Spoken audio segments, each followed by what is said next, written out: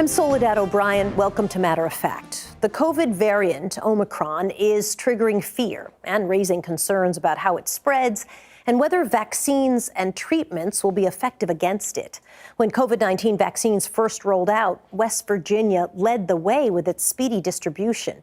About 95% of West Virginians 65 and older have received at least one dose. But now, rates among younger groups dramatically trail the rest of the country.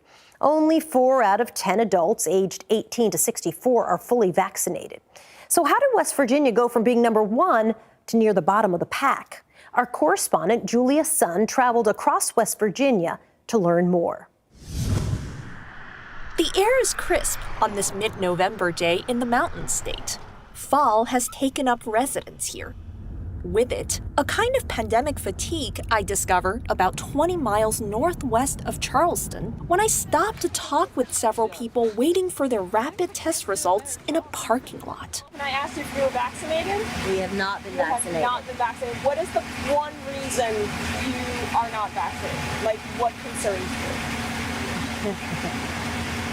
I'm concerned that the vaccine was not worked on long enough. Concerns that the vaccine hasn't been worked on long enough and might not be safe is a common refrain here. West Virginia's COVID czar, Dr. Clay Marsh, has heard it all. For the people that are worried about the speed of the messenger RNA vaccines, these are among the safest and by far the most effective vaccines that have ever been produced. About 10 months ago, Marsh's home state was leading the nation in getting shots in arms, driven by the urgency to protect the state's aging population.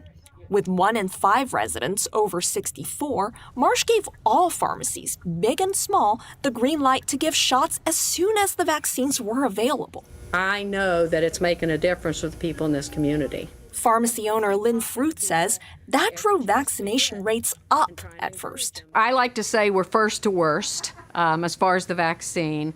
The state did a phenomenal job rolling out the initial vaccine. Which month did you see a visible downtick? In May, it just dropped off a cliff. The rush ended when every willing taker had been vaccinated. Now, the focus is on the booster shots. You just got your booster. How do you feel? Oh, I feel fine. You know, like I said, I've lived through 2 years of this, and it ain't gonna kill me yet. For Frank Baird and his wife, who have been married for 59 years, the trip to the pharmacy for a shot is just the smart thing to do. Not everybody in our family has been inoculated. But the Baird family is the exception, not the rule. Across West Virginia, only 41% of residents are fully vaccinated. Jim Hoyer heads up West Virginia's Pandemic Response Task Force. His highest priorities to support hospitals with high patient loads, distribute booster shots to communities, and to combat the misinformation online that he says has fueled vaccine skepticism, along with residents' nearly ingrained apprehension of authority. This natural tendency to have hesitancy in trusting the government that we in the Appalachian region have had since I go back to the mine wars. In tightly knit communities, face-to-face conversations seem the most effective. An elderly lady came through a couple weeks ago, tested positive. I noticed that she was unvaccinated, and I walked out to her car. It was somebody that I had met in the community, and I just said, I am so worried about you. What do you say to people who think, oh, you're just somebody on the internet?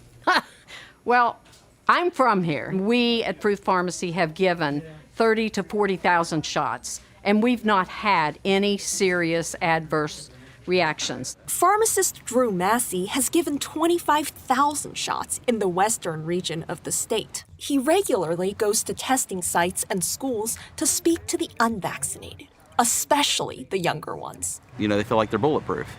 And sometimes it takes someone close to you being drastically affected or being hospitalized before it really brings it home. It's been said that a single death is a story and a million deaths are a statistic. COVID is made to infect person after person, and it's not up to us to expect COVID to get less fit. It's up to us to get more fit, to be able to become firewalls. An uphill climb in the Mountain State, where cases are rising and where mixed attitudes threaten progress against the pandemic.